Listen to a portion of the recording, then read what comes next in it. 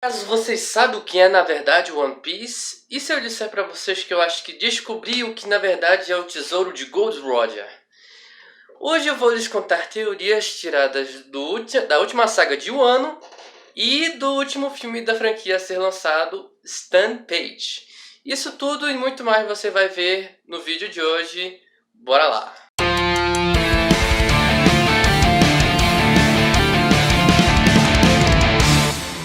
Fala pessoal, bem-vindos a mais um vídeo aqui do canal e como vocês podem ver eu estou vestido Akira Karate com a camisa do Luffy e hoje nós falaremos o que na verdade pode ser One Piece. Bem, os piratas naquela época já existiram há bastante tempo, mas depois que Gold Roger, o pirata que havia cruzado todos os mares, anunciou sobre a existência do seu grande tesouro One Piece, foi que deu início à nova e grande era dos piratas. Mas o anúncio de Roger não chamou só a atenção dos piratas, mas também incomodou bastante o governo mundial e naturalmente a marinha, uma das suas maiores aliadas nessa jornada. Mas o que poderia abalar a estrutura do governo mundial para que fizesse com que a marinha se mobilizasse pelo mundo inteiro? Armas? Fama? Poder? Como diz a abertura do anime? Acho que não, pois muitas pessoas, inclusive piratas, possuem muitas dessas coisas e a marinha sabe onde eles estão. E ela simplesmente não está nem aí. Existe uma coisa muito mais perigosa nisso tudo. E na minha humilde opinião, essa coisa seria uma simples questão de informação. Mas para deixar a marinha tão desesperada, não pode ser uma informação básica, uma informação simples. Afinal de contas, todos naquele mundo sabem que as coisas estão erradas. Tanto a marinha, quanto o governo mundial, os piratas, os civis, a nobreza, todos sabem que as coisas estão erradas. Eles sabem que existem escravos, eles sabem que existem os teriumbitos, que eles comandam tudo em todo o mundo. E que depois deles, a nobreza é que possui a maior parte das riquezas de todo o mundo. E quem não é nobre passa fome. Absolutamente todos sabem disso. Até aí, nada poderia abalar a estrutura nem da marinha e nem do governo mundial. Mas que informação seria tão crucial para que esse desespero todo acontecesse? Existe um período da história do mundo que ninguém sabe o que aconteceu e que faz com que a marinha se mova e que o governo mundial mande várias tropas de guerra para assassinar, mutilar e até mesmo torturar civis, estudiosos, piratas, tudo isso para proteger as informações daquele pedaço de tempo. Estamos falando aqui do século perdido, o pedaço de história que falta no mundo.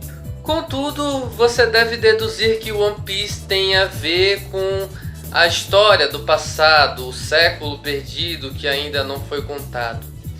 Mas se tem uma coisa que rege a história de One Piece, é a aventura. E assim, as informações não chegam aos personagens porque alguém conta deliberadamente.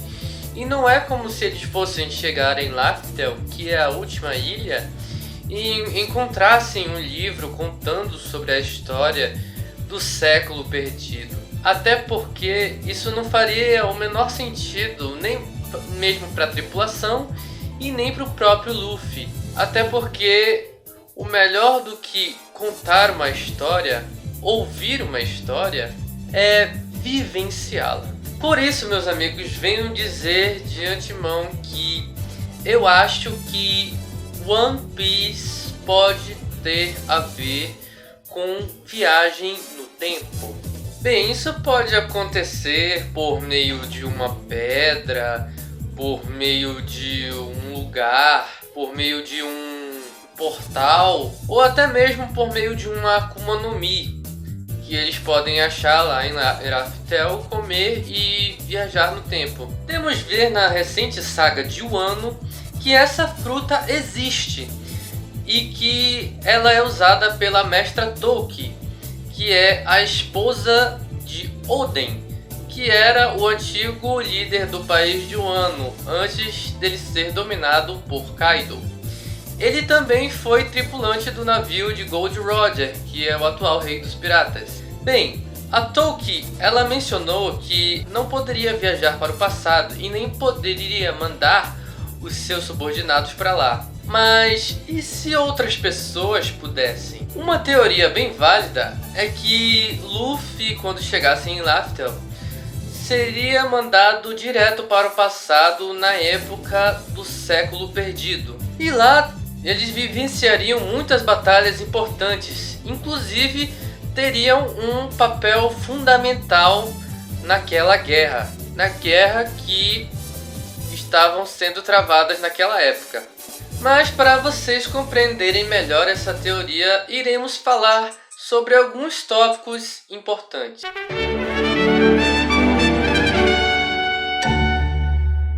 Primeiro de tudo, vamos começar com Joy Boy. Joy Boy veio se tornar uma figura importante recentemente na história de One Piece. E tudo que nós sabemos sobre ele é que ele é uma pessoa que viveu no período do século perdido e que também era da superfície. Ele deixou um poneglyph na Ilha dos Tritões pedindo desculpas para sua amada. E para quem não sabe, poneglyph é uma pedra que contém uma linguagem específica que ninguém no mundo atual sabe falar. E elas contam pedaços de histórias sobre o que aconteceu no século perdido, e elas estão espalhadas em várias ilhas pelo mundo inteiro. Nami, poneglyph ni kore ga kaite atta no?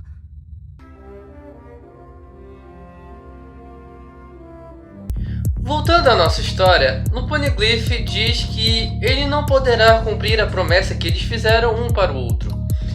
E, inclusive, na Ilha dos Tritões existe uma lenda que surgirá uma pessoa que irá cumprir a promessa feita por Joy Boy. É por isso que os Tritões guardam até hoje o barco gigante Noah. Bem, para que a promessa seja cumprida, essa pessoa precisará tanto do barco gigante Noah quanto da arma Poseidon. No caso, seria a princesa sereia Shirahoshi.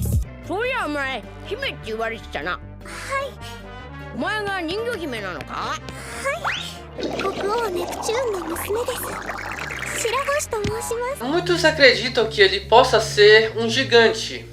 Outros acreditam que ele seja de uma raça com um porte de tamanho elevado. Mas uma ideia que é muito válida é que ele pode ter se relacionado com uma princesa sereia, antecessora de Shirahoshi, que é a princesa Sirena, que também faz parte da lenda dos Tritões, e deixou lá o poneglyph para se desculpar com ela. Acredita-se que Joy Boy e Sirena tiveram descendentes e que eles, após gerações, vieram carregando os traços dos gigantes, e isso até chegar em Shirahoshi. E nisso a gente responde a um chapéu misterioso que chegou na Conferência do Devaneio, que é uma reunião onde acontece entre os reinos mais importantes de todo o mundo, onde Ian, que é a figura mais importante que comanda o governo mundial, vai para uma câmera, uma espécie de câmara fria e congelada, e observa um chapéu gigante, um chapéu que por sinal é igualzinho ao que o Luffy usa durante toda a sua jornada. Ian faz isso observando o cartaz de procurado de Luffy e observa que o chapéu é realmente totalmente igual ao de Luffy.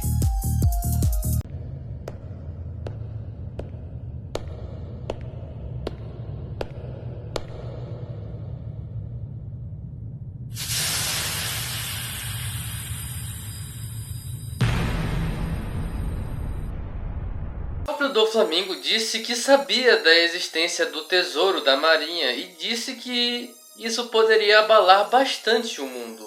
Saber sobre a existência de um chapéu que aparentemente é inofensivo é um tesouro importante para a marinha é sem dúvidas uma pista muito valiosa. No segundo tópico temos Shanks.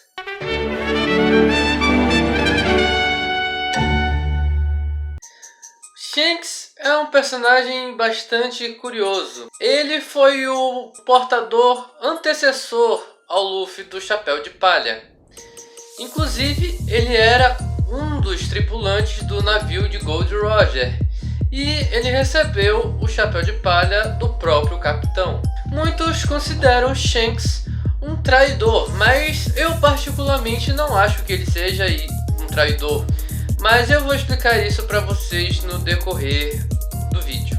Inicialmente em sua história, como muitos já devem saber, ele deixou aparentemente o chapéu que Roger lhe deu e o seu braço para um garoto que ele conheceu recentemente em East Blue, que seria o Luffy. E sabemos também que ele seria mais do que capaz de derrotar aquele Rei dos Mares que tirou seu braço sem a menor dificuldade. É possível que ele tenha feito isso de propósito, mas o mais curioso é que Shanks, certa vez, chegou sozinho na base do governo mundial, onde justamente se encontram os mais fortes membros da marinha que poderiam ter impedido dele chegar até ali.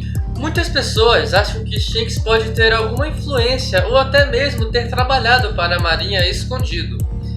Mas eu acho que, em minha humilde opinião, acho que o Shanks não seria um personagem tão óbvio assim. Não é à toa que o Oda não ter aproveitado tanto ele até hoje. Mas a questão é que, depois que Shanks saiu da tripulação do Roger, o fato dele saber detalhes sobre o século perdido fez com que ele girasse o mundo inteiro atrás daquele que cumpriria a promessa de Joy Boy. Sim, encontrou o Luffy.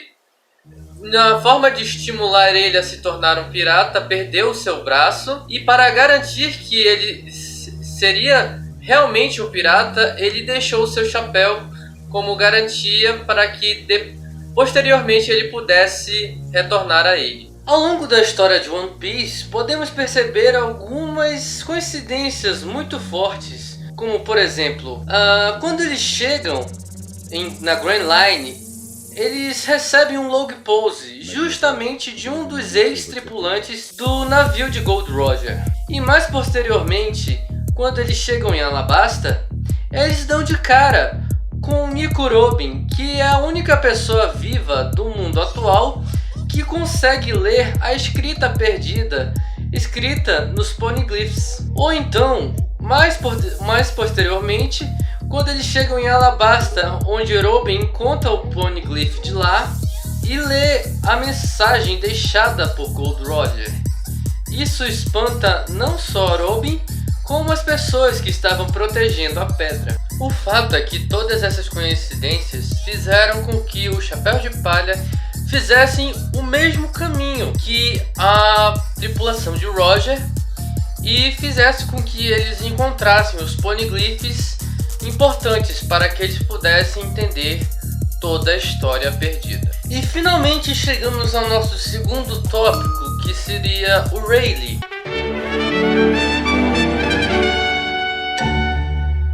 Além de ser um dos tripulantes da tripulação do Gold Roger, é um dos pontos chaves para essa discussão, pois ele, assim como os outros membros do bando, ex-membros do bando, sabe sobre os detalhes da história do século perdido. E uma das coisas mais curiosas de Rayleigh são as relações que ele tem com as outras pessoas, principalmente quando ele pergunta se a Robin quer saber sobre a verdade do mundo e sobre a história do século perdido. Ela diz que não. Ele responde que não adiantaria, porque eles teriam que ver a história por eles mesmos. Afinal de contas, eles poderiam ter outra opinião em relação ao que o Roger e sua tripulação tiveram na época que descobriram One Piece. Sendo assim, qual seria outra maneira de vivenciar uma história que aconteceu 800, 900 anos atrás, se não por uma viagem no tempo, não é verdade? Bem, e com todos esses fatos, se nós ligarmos todos eles até agora, nós vamos perceber que lá em Laftel, nós possivelmente poderemos encontrar alguém com chapéu de palha que viveu há uns 20, 30 anos atrás. E também que Joy Boy possa ser uma pessoa alegre, brincalhona, que também possa gostar do Luffy e feito com que ele traçasse essa jornada para que chegasse até ele e vivenciasse as batalhas importantes que aconteceram no tempo perdido. Ou mesmo se One Piece ou Lacteus tiver alguma coisa a ver com viagem no tempo, no início isso possa confundir a cabeça do Luffy, já que ele é um personagem um pouco desligado e não se liga muito nos detalhes. Talvez quando os personagens se derem conta de que eles não estão mais no período do presente, todos percebam que eles mudaram no tempo, menos o Luffy, porque ele sempre foi um personagem sempre o último a saber das coisas. Isso acontece em todos os arcos importantes. Aconteceu no arco do Arlong, onde ele não conhecia a história da Nami. Aconteceu no arco dos Tritões, quando ele dormiu, enquanto o Jinbei contava a história por trás do preconceito que eles tinham com o sangue humano. Bem, com isso nós podemos dizer também que Joy Boy, no meio da batalha contra os futuros membros do governo mundial, em algum momento ele vai se sentir encurralado e vai pedir para Luffy espalhar a história do mundo por meio dos Poneglyphs. Especula-se também que a Robin do futuro é responsável pelo espalhamento dos Poneglyphs pelo mundo e que a Robin do passado seria responsável por procurá-las, ou seja, todos os Poneglyphs que a Robin achou até agora foi ela mesma que espalhou. Eu sei que isso pode parecer confuso, mas se você acompanhou bem a minha ideia, você entendeu o que eu quis dizer. E com isso especula-se também que pode ter sido a Robin responsável por escrever a mensagem de Roger no Poneglyph de Skype. Só que nós já podemos descartar essa teoria, pois recentemente no anime descobrimos que foi o próprio Oden que escreveu. Poseidon って兵器のことが書いてある。そうか。おでん、この文字書くこともできるんだよな。ああ、もちろん。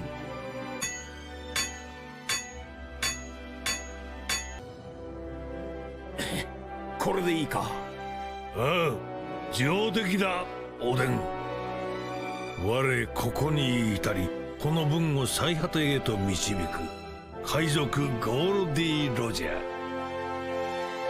E no final das contas, com o Luffy espalhando os Poneglyphs por todo o mundo, Joy Boy, nos seus últimos suspiros com a guerra com os futuros membros do governo mundial, escreve o último Poneglyph se desculpando com a sua amada, dizendo que ele não poderia cumprir a promessa que foi feita entre eles. E por último, e não menos importante, o nosso último tópico, Stampede.